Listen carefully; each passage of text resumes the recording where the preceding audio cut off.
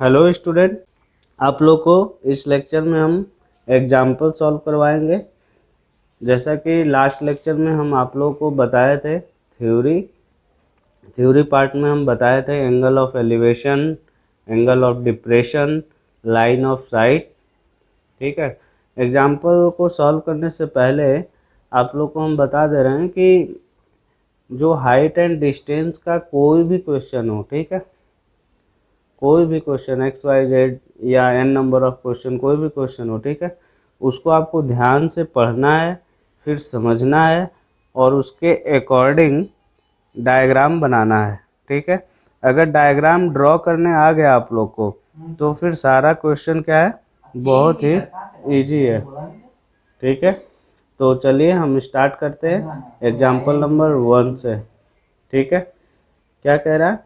कह रहा है a tower stands vertically on the ground from a point on the ground which is 15 metre away from the foot of the tower. कह रहा है एक tower vertical direction में खड़ा है ग्राउंड से। ठीक है, मान लीजिए कि एक टावर है, कैसे भी ड्रॉ कर लीजिए। ठीक है, ये वर्टिकल डायग्राम एक टावर मान लीजिए। ठीक है, कुछ इस तरीके से टावर है। ठीक, from a point on the ground, ठीक है, which is 15 metre away from the foot of the tower. ठीक, the angle of elevation of the top of the tower is found to be 60 degree. कह रहा है ground से 15 metre की दूरी से जो एंगल ऑफ एलिवेशन बन रहा है इसके टॉप पे, वो कितना कह रहा है 60 डिग्री। ठीक है, हमें क्या फाइंड करना है? Find the height of the tower. हमें इस टावर का हाइट फाइंड करना है।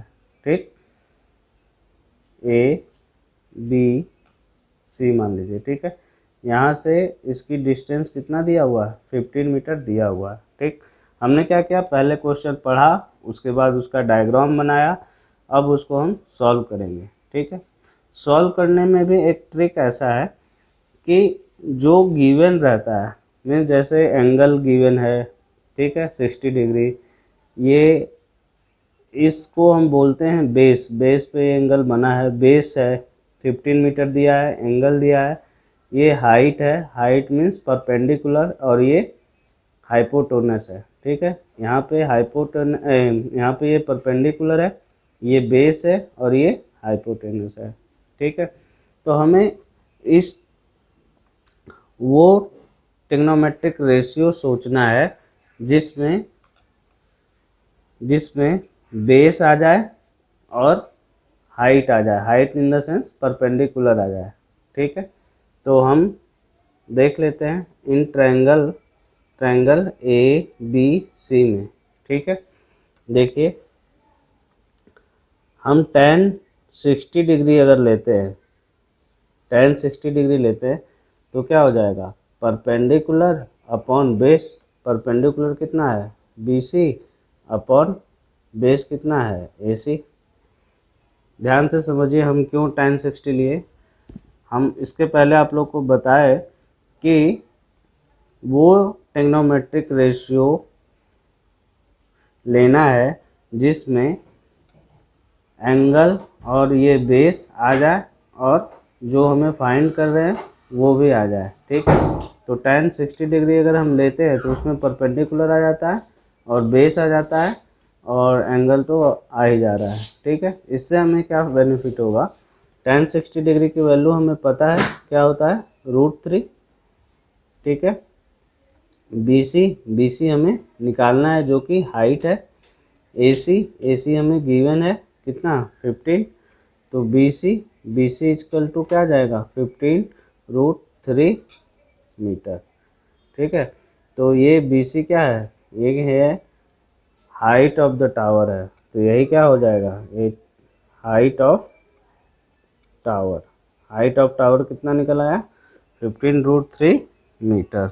आई होप आप लोग को ये समझ में आया होगा। कुछ नहीं करना है, क्वेश्चंस को पढ़ना है, उसके बाद उसका डायग्राम ड्रॉ करना है उसके बाद आपको वो एंगल लेना है, ट्रिग्नोमेट्रिक रेशियो ऑफ एंगल लेना है जिसमें जो वैल्यू गिवन है वो आ जाए।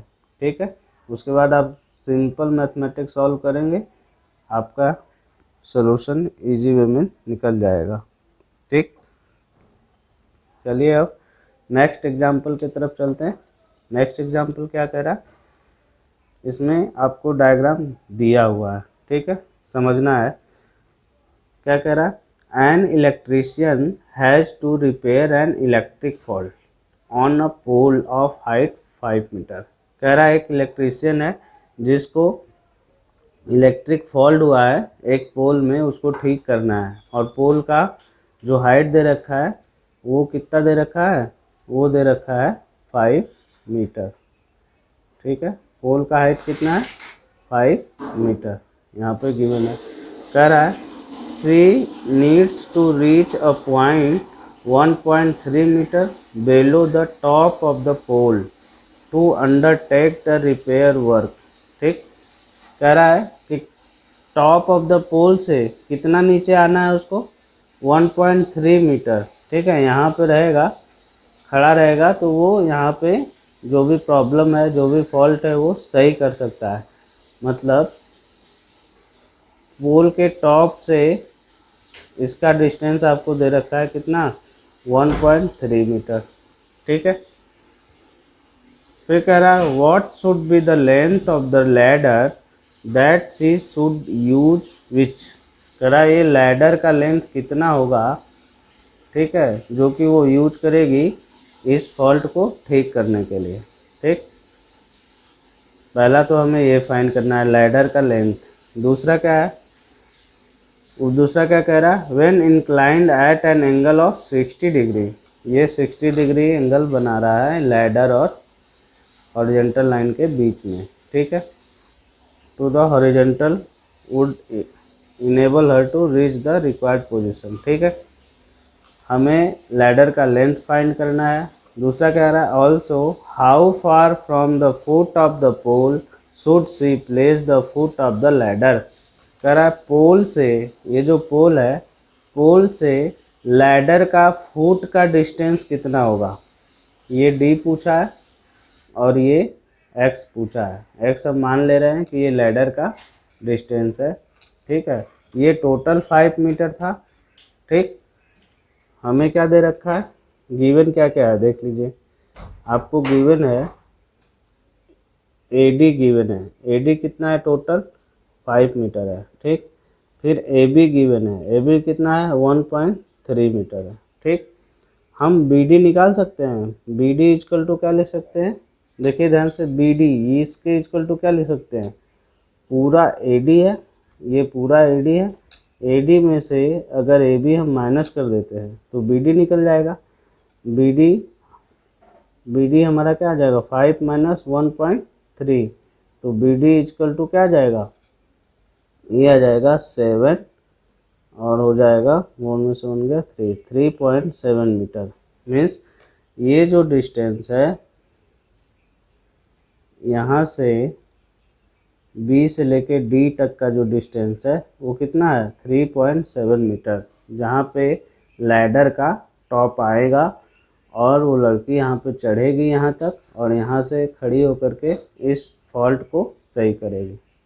यहाँ तक समझ में आ गया। ठीक है, क्वेश्चन कुछ नहीं है, क्वेश्चन बस लेंदी दिख रहा है आप लोगों को, बट आपको उसको समझना है कि कौन कौन सा मेजरमेंट दिया है और कहाँ पे एंगल है, क्या पूछ रहा है, इसको बस ध्यान से समझना है। उसके बाद क्वेश्चन बहुत ही इजी है। ठीक, अब हमें हाइट पता हो गया, ठीक, और एंगल ऑफ एलिवेशन पता है। ठीक है, एंगल ऑफ एलिवेशन पता है, हाइट पता है, तो हमें पहले क्या निकालना है, लैडर का डिस्टेंस निकालना है। ठीक, तो ये परपेंडिकुलर है और ये हाइपोटेनस है। किस में परपेंडिकुलर हाइपोटेनस आता है, साइन में। तो sine 60 equal to perpendicular B D upon B C लिख सकते हैं।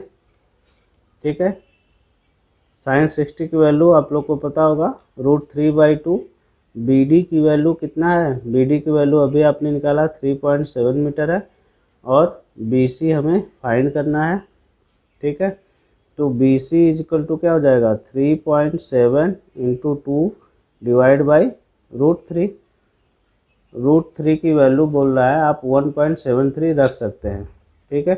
3.7 इंटू 2 अपॉन 1.73 अगर ये रखते हैं तो ये कितना आता है, 2.14। तो BC इक्वल टू क्या आ जाएगा, 4.28 मीटर। BC क्या है, X है, X क्या है, लैडर, ठीक है। ये लैडर का डिस्टेंस आप लोग को पता चल गया, मीन्स लैडर की लंबाई कितनी होगी, 4.28 मीटर होगी। लैडर की पता चल गया, पहला क्वेश्चन सॉल्व हो गया, ठीक है। दूसरा कह रहा है, how far from the foot of the pole should she place the foot of the ladder. कह रहा है कि पोल के फुट से लैडर का फुट का डिस्टेंस कितना होगा, ठीक है। अब आपको सब चीज़ पता है, परपेंडिकुलर भी पता है, हाइपोटेनस भी पता है, सिर्फ ये नहीं पता है, ठीक है। तो हम ले रहे हैं tan 60। tan 60 में क्या होगा, देखिए क्या होता है, tan 60 अगर लेते हैं, ठीक, तो ये होगा परपेंडिकुलर अपॉन बेस CD। तो tan 60 इक्वल टू √3। BD आपको पता है 3.7, CD हमें निकालना है, ठीक है। तो CD इक्वल टू क्या हो जाएगा, CD इक्वल टू हो जाएगा 3.7 अपॉन √3, ठीक है।